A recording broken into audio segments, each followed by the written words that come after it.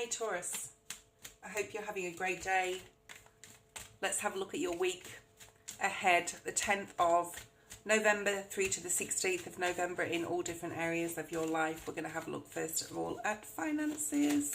Finances for Taurus. What's coming up for finances for Taurus? Things are a bit slow. I feel things are a little scatty here. Okay. King of Cups is paired with the Ace of Wands. Right. Let's move forward. Family. Ooh, Five of Cups energy. Social. Ten of Wands. Let's have a look at your career, Taurus. The Nine of Swords. Environment.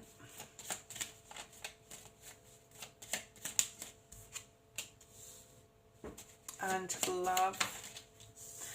Okay, so you've got a few difficult cards here, Taurus, for your week ahead. Okay, overall energy is the Nine of Pentacles. It is one of your cards. I'm going to pull another because that's the core card, Seven of Pentacles. And what you don't see coming at the bottom of the deck. I actually think for love, even though we have the Ten of Swords, and we'll start at the beginning in a second, it's actually quite good. We'll look at that soon. What you don't see coming is over here. Just a bit of guessing game there going on if you want to try and guess what that is. I'm just going to move the camera over here. Okay. Right. So, in your financial situation, you have a King of Cups, Taurus. It can be a Scorpio, Cancer, or a Pisces. It doesn't have to be. You've got the Ace of Wands here. Perhaps someone is really supporting you or helping you with some sort of growth or idea because, you know, career is right under it and it is the Nine of Swords. So we have to sort of acknowledge that. Perhaps there's a parent, a guardian, a guide, someone that's a mentor, someone really supporting you and being empathetic and helping you. It can be your boss, all right? They could be giving you, you know, this is finances, some financial advice. Or you could be going to see someone in regards to some sort of financial advice. But, you know, whatever's coming out of that meeting, if that is your story, then is the Ace of Wands, which is really nice because that's some sort of new idea or growth or some sort of support they're giving you in regards to your finances and like a new plan and a new opportunity to grow your money. Okay, let's have a look and see what that is paired with. Yeah. Something happened possibly in regards to your finances that you gave up on something and you it's definitely something that could have happened in the past with the Six of Cups in the reverse and the Strength card in the reverse. Maybe somebody bit the hand that feeds you, especially in this card in this deck. Maybe you were too trusting with finances with a family member or a friend, and you know you're getting support now anyway from somebody this week and really supporting, helping invest or grow your money or you know look at it in a different way. Five of Cups is in your family, so just some disappointment there. Let's see what comes out with that. Okay, possible disappointment, something emotional could be said or done. You could feel just generally emotionally not supported in your family situation. But remember, we have those Two of Cups. So this is like, you can salvage this. You can, like, there's at least a couple of family members that are supporting you. But, like, or if this is just a general situation, it's sort of like, don't cry over spilt milk here with this. And, like, get up and move forward. I feel this is quite a solid, whoever I'm talking to, knit family unit.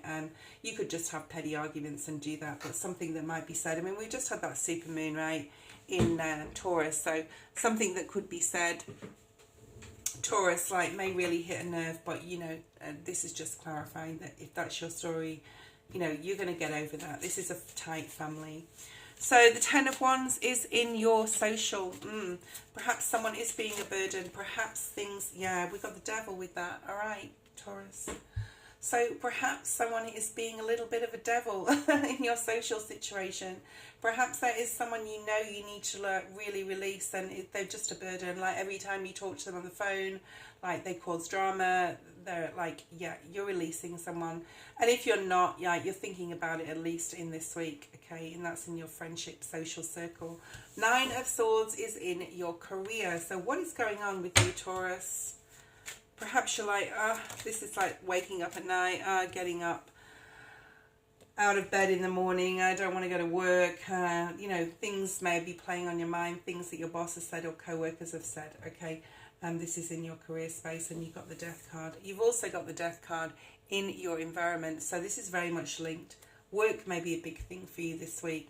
You may be basically over it, all right, completely over it, and wanting to sort of like look for a new job or move forward to a different job or a different sector in your business where you work. If this is also like an online business or your own business, there could be a few dramas. There could be a few dramas in emails, calls. You could be having even IT issues. I mean, we are in Mercury retrograde here, right? So you're cutting something out in regards to your career, something or someone, or even the job itself, and deciding you need to sort of move on. Environment, why is the Death card here? Oh, we have the Queen of Cups. So we have the King and Queen of Cups. This could be two people, right?